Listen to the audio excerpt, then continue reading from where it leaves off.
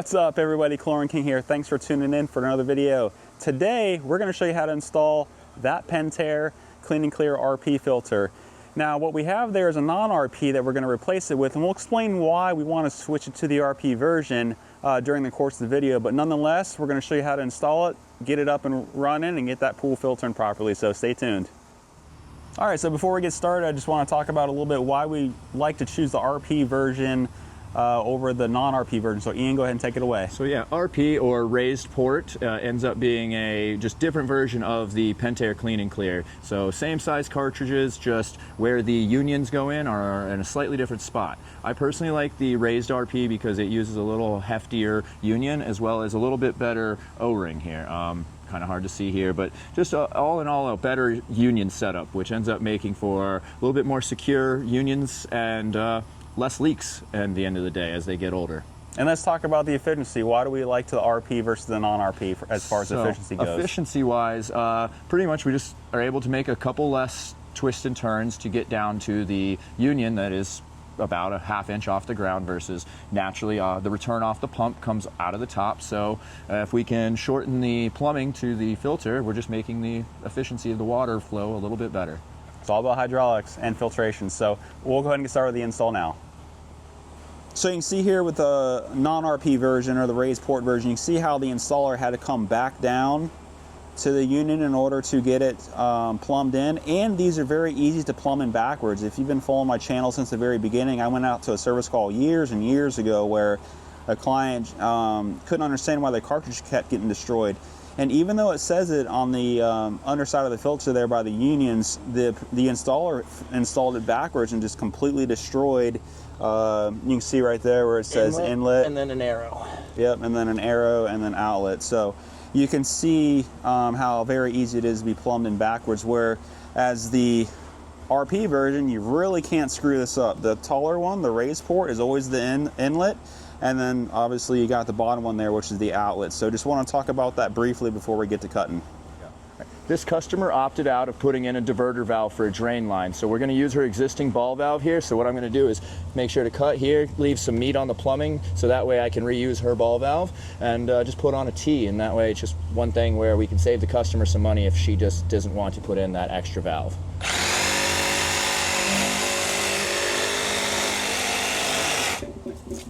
Oh, and also guys, it goes without saying, make sure the pump is off when you start installing any device in the pool filtration system.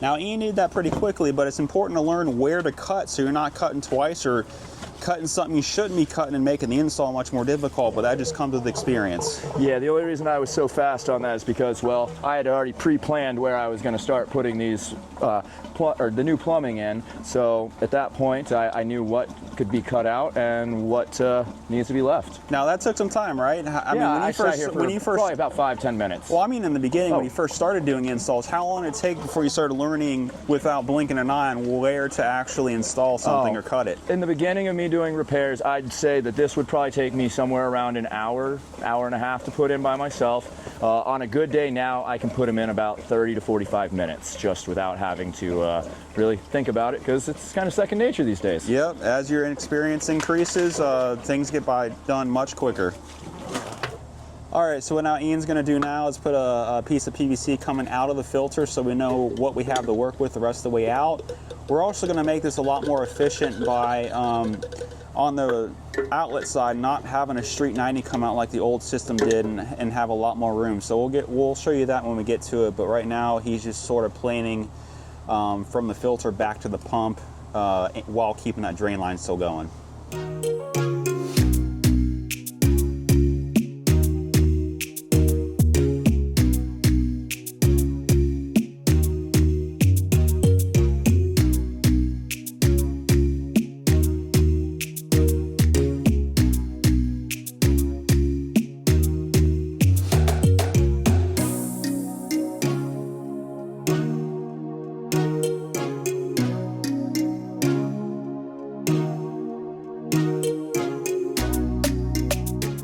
All right, so Ian's already done with that. That fast forwarded clip you just saw was literally 6.5 minutes of real time. You can see that he put a 45 in here and teed into the filter, and was also, like he mentioned, able to keep the customer's drain line the way it was if the client needs to save money there. And the reason we did all this, we pushed the filter actually out this way a little bit so we don't have to do street 90s coming out of the filter and into the heater. So now Ian's going to talk about here shortly about how some tips to make a good glue joint, and then we're going to get this filter install finished up. With glue, PVC glue in particular, if you put on too much, you're going to end up, it has to go somewhere. So it ends up pushing out of the actual coupling, 90, whatever you're gluing in. And at that point, I've seen it actually get onto union sets and glue the union set down to the point where you have to just cut it off. So at that point, just giving a decent layer, but nothing over the top. You don't want to glob it on to the point where it's dripping out. Just a good layer where you can see that it has covered all of the surface area. But otherwise, also one of the big things too is cleaning up any of your PVC and making sure to get any little burrs off of it with your, when you do that with your Sawzall, it leaves little extra bits. So just wipe that down with a rag. Try not to do it with your hand, because after you cut into this, it's actually fairly sharp, and I have cut myself before trying to do that by hand. I have as well. So otherwise, I'm going to be putting on a coupling here, and we're going to be gluing in the rest of this union on the outlet side. So we'll show you that here in a high-speed time and then finish up the install video.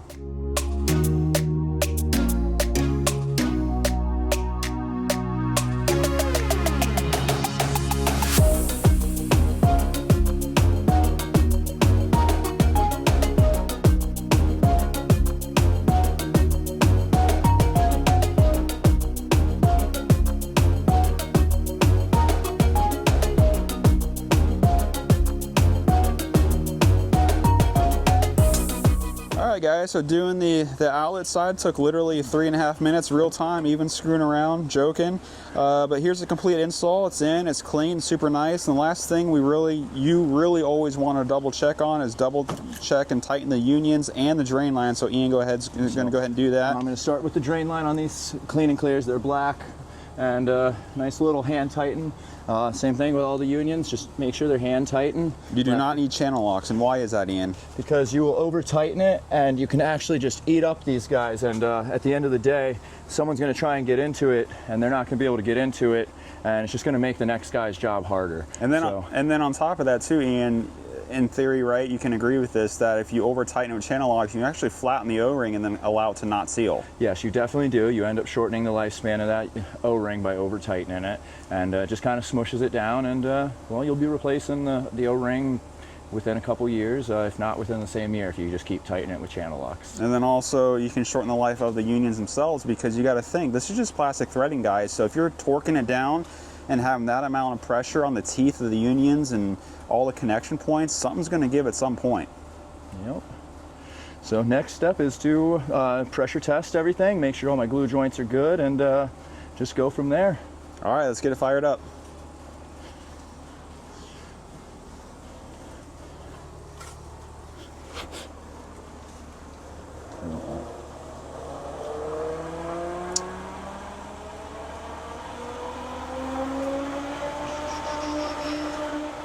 The pump's starting to pull in some water. Just finally starting to prime. There we go.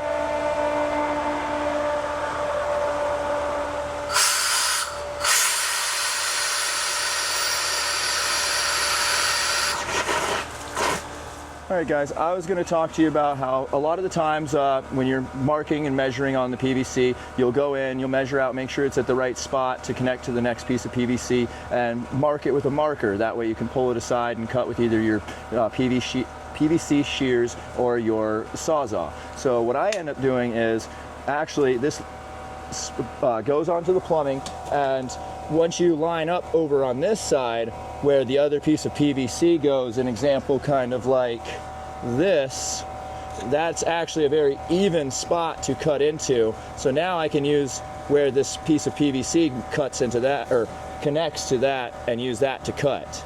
And so he can take a marker and use his shear as a marking point to make an accurate cut you know, yeah, so using if you that route. wanted to not use it while it's still there, you could still go have that piece of PVC meet, go here, so now we know exactly where it is, and boom. But you could also do that with just the PVC as well. This is just a way that I've figured out how to make my day a little bit faster while I'm doing about 100 different cuts. All right, guys, so we're done with the filter install here. You can see Ian took the step, something I taught him that he's done very well with. It just takes the install to another level. You can see all the labels. You can't see any PVC labels. They're all on the underside of everything, just to make the install look super clean and all nothing but white pipe. So that's a nice touch when you're doing these installs for your clients, is to have all the PVC labels facing away out of the view, so it doesn't look like, you know, a bunch of scribble on all the PVC plumbing. All right, guys, so that is how you install a Pentair Clean and Clear RP cartridge filter, and why we prefer the RP filter over the non-RP version. So stay tuned for more videos, like and subscribe, and we'll see you next video. Have a great day.